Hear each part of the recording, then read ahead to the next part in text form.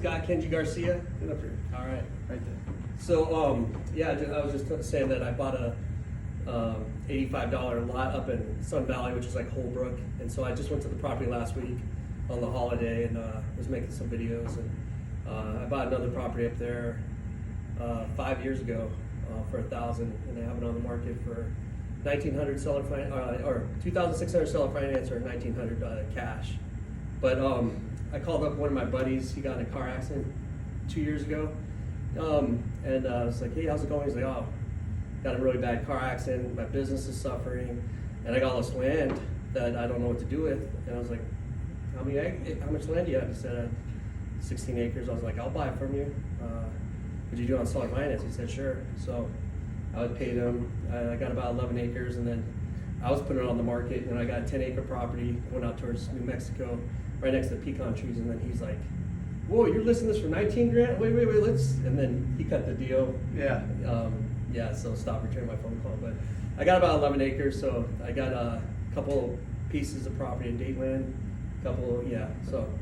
but yeah, I get the tax liens before they even, and then the military base, that was from a Facebook post when I was first getting started in real estate. And I would document everything, my journey, taking people door knocking, everything real estate. And then when I got a deal, everybody celebrated with me. So one of my friends from high school, I hadn't seen him since the 1990s, and he said, "Hey, who do I know that does real estate in Arizona?"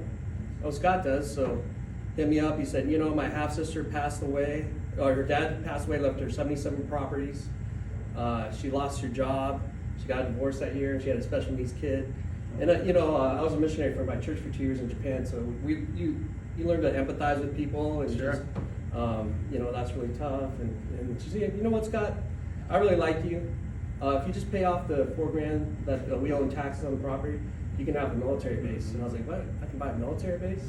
It was 16 World War II Army barracks on 7 acres. So it had like old fire trucks on it, old RVs, old cars. For $4,000. Yeah, for $4,000. And the guy who owned he was the mayor of the town, but he owned like a bunch of different properties. He had a plane on the property across the street. He had a mobile home park. And I was gonna, the people he still had too. I almost bought that from him.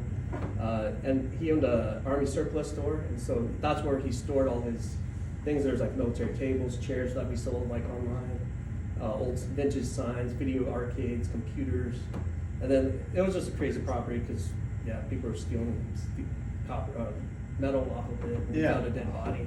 So Jeez. Yeah. You're just gonna sneak in we found a dead body. Yeah. Just casually throw that in there.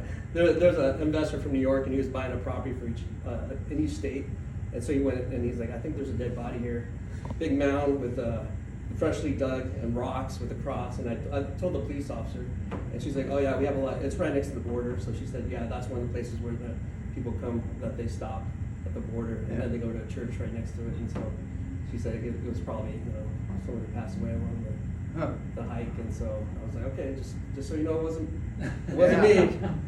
Wow. Yeah. Thanks, Scott. You're welcome.